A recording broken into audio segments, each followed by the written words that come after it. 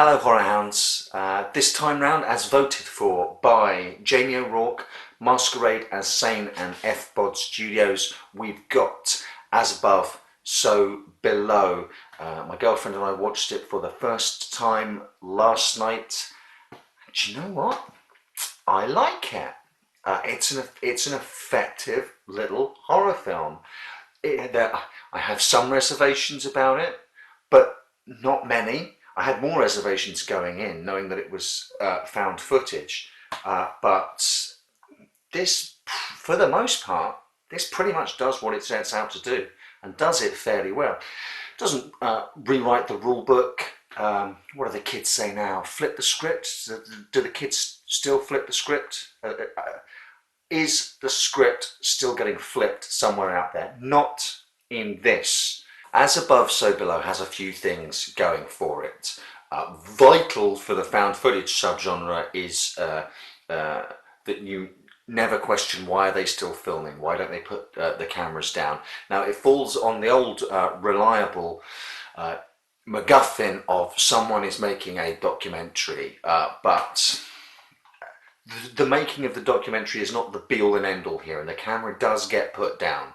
Once they go into the catacombs of Paris, they all have to wear headlamps, and they've all got little cameras attached to them. So they're basically they don't even notice the camera's there and on. You don't get rid of them because you get rid of your only light source. So as a viewer, there's not a portion of your brain constantly going, why don't they just do this, why don't they just do this and this and this. Also, I will say this, there are no scares built out of editing. There's no ridiculous choppy editing between cameras, which just also makes a portion of my brain when I'm watching these movies think, who is editing this stuff together? They're obviously doing it post the event, so who is editing these scares in? This year, the worst example of that was Blair Witch, the 2016 Blair Witch. Most of the jump scares for the first two acts, and in a film full of jump scares, were created simply by cutting from one camera to another. A lot less of that here. No obnoxious hyper cutting between cameras. The other advantage this movie has, the other strength for it, is the setting. The catacombs. For a start, Paris itself, and then after that, the catacombs beneath Paris. I believe I read last night that this is the first film that actually had permission to shoot in the catacombs rather than having to recreate them. You really can't put a price tag on how good an environment that is to shoot a horror film. If you have any form of claustrophobia, or enclosed spaces are going to weed you out, then this movie just slowly starts cranking the wheel. The walls do start coming in on this one. The second act, the middle portion of the film, is a slow ratcheting of that tension and claustrophobia, not just with the location, but the amazing sound design. Once you're underground, there's almost always a bass rumble going on, and sounds from far off echoing, and the sound design really adds to the isolation, the claustrophobia, and the atmosphere, and an awful lot of the scares. The acting is fine. I didn't find anyone obnoxious. The main character is, I think, supposed to be unlikable. I think that's by design. Some reviewers and some online commentators seem to have taken enormous exception to the heroine of this movie, the female lead. There is a lesson for her to learn about being reckless, about endangering other people, and about whether her goals are the be-all and end-all, or whether there's more to life. And I think it's correct for her to be reckless, reckless with other people's safety at the start of the movie. And you can see how she would attract people into her orbit who will go along with her and then find themselves that they've gone further than they actually intended to and are in real trouble. Her end goal is, for me, the most interesting and original aspect. of this film. She is she is a quasi Lara Croft character. I think that's fair to say. There are elements, especially at the start, but throughout this, that are Tomb Raider-ish, that are a bit Da Vinci's Code-ish, National Treasure-like, following occult and arcane clues in ancient texts to find the location of the Philosopher's Stone. It was her father's life work, and it drove him to his own death, and she has picked up the mantle of his obsession in order to try and find the Philosopher's Stone. What I find really interesting about this, luckily enough, just because of the kind of stuff I'm interested in, and my girlfriend was the same, the kind of stuff she's interested in, we'd not read up, but sort of almost by osmosis, we'd come to understand. We know what the Philosopher's Stone is, and it ain't like no Harry Potter thing.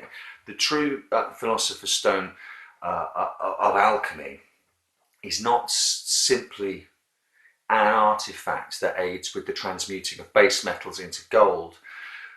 There is a much more spiritual element to the occult practice of alchemy, and the transmutation of physical objects, as with, well, it's in the title. I mean, as above, so below. Actions you can perform on base metals and the physical properties of the real world, you can also perform spiritually on the self. So the transmutation, transfiguration of the self. The title of the film is absolutely key. It's a nice little play on the fact that they're going underground, but this film plays out the artifact of the Philosopher's Stone exactly as I would have wanted it to. I thought they were going to half-ass it. When it became apparent that that's the artifact that she's after, me and my girlfriend were having a little conversation about what the true nature of the Philosopher's Stone actually is. I thought the film was going to half-ass it. It doesn't. It goes there. It's in that way. This film really could have come in October, when I was doing my themed month of Occultober and occult films. Truly occult film. This sort of masquerading as a sort of Lara Croft underground adventure that turns into a horror movie along the lines of The Descent. Personally, once they get down there, I think they could have stripped out all of the stuff about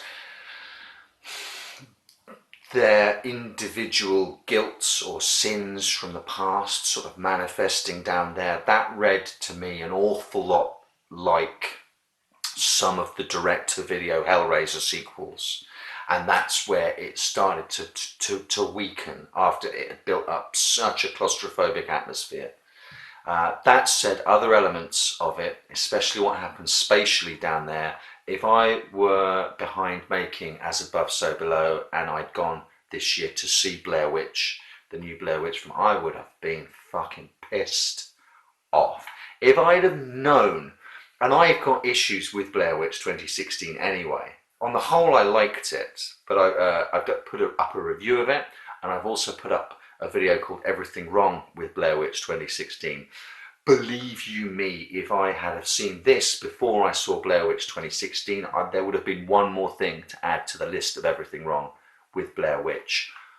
It's practically shameless. After watching Blair Witch, I found myself thinking maybe someone can get a handle on the novel House of Leaves and actually have a stab at adapting it.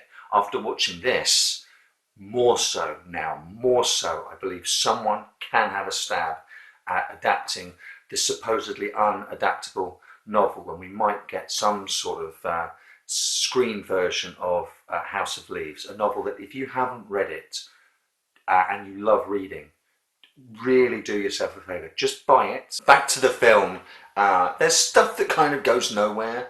The woman that who we see later on down in the catacombs, the chanting. I guess that sets up the vibe of the place being a really weird place. But there are some things that don't have payoffs, and the payoff, like I mentioned a minute ago, the payoffs we do get with some of their personal guilt. Although I suppose that's part of the alchemical process. That kind of stuff has to be in there.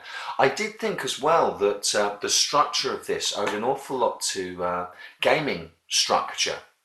I don't know if this came out before the PT demo did. I got a Silent Hill vibe from this. I got a bit of a Resident Evil vibe from this. If this narrative had been a gaming experience, it would have won awards. Going down into those tunnels and some of the artifacts that they come across there, I'm trying to be as obtuse as possible, and some of the things that happen and stuff that happens spatially, that game would have browned many an underpants. There's a jump scare in this that I screamed at. By that point in the film, I was feeling so enclosed and so claustrophobic, and then the jump scare is telegraphed so much that you know it's coming, that I was sort of like, I need to prepare myself for this. It's really effective, and it made me scream. And my girlfriend afterwards said that basically from that point on, she didn't look much at what was going on the screen. It was really good to sit down with a film that sets out with one simple task and performs it efficiently and well. For a found footage horror movie, it does what it needs to, and yes, it is efficient. I really dug it. Thanks, guys, for voting for it. I'm really pleased I got a chance to see that now. So, 2 films remaining with 3 votes. Let me just grab them.